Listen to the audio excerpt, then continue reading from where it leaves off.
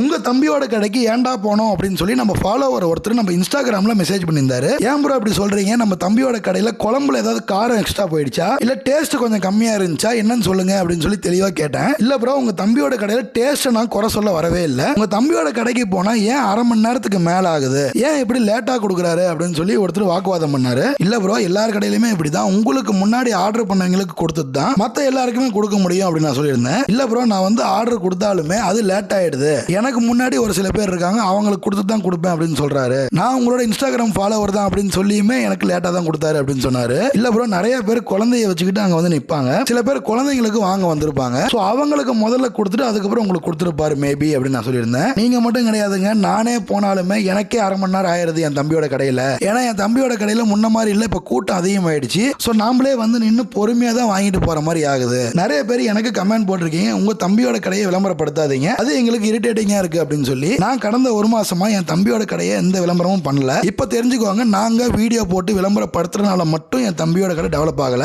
அவருக்குன்னு ஒரு customer base இருக்காங்க, அவர் கொடுக்குற டேஸ்ட்னால தான் அந்த கஸ்டமர்ஸ் திரும்ப திரும்ப வந்து அவர் கடையிலேயே வாங்குறாங்க. ஸோ இன்னும் என் தம்பியோட கடைக்கு நீங்க போய் ட்ரை பண்ணாம இருந்தீங்கன்னா கண்டிப்பா போய் ட்ரை பண்ணி பாருங்க, டேஸ்ட்ல வேற லெவல்ல இருக்கும். நிறைய பேர் என்ன கான்டாக்ட் பண்ணி எங்க அப்பா அம்மாவோட பழைய போட்டோ என்கிட்ட இருக்கு, அதை நீங்க புது போட்டோ மாதிரி ரெடி பண்ணி தர முடியுமா அப்படின்னு சொல்லி கேட்டிருக்காங்க. பாருங்க, இப்படி பழைய போட்டோவா நமக்கு வந்த போட்டோஸ் எல்லாமே இந்த மாதிரி புது போட்டோவா நம்ம மாத்தி கொடுத்துக்கிட்டு இருக்கோம். நம்ம கிட்ட ஏகப்பட்ட ஆர்டர்ஸ் இது மாதிரி தான் வந்துகிட்டே இருக்குது. ஸோ உங்களுக்கும் உங்க பழைய போட்டோவை இதே மாதிரி புது போட்டோவா ரெடி பண்ணி தரணும் அப்படின்னாலும், இல்ல உங்க குழந்தைங்க போட்டோ இல்ல உங்க ஃபேமிலி போட்டோ இதே மாதிரி போட்டோ ஃப்ரேம் பண்ணணும் அப்படின்னாலும் இந்த வாட்ஸ்அப் நம்பருக்கு மெசேஜ் பண்ணுங்க.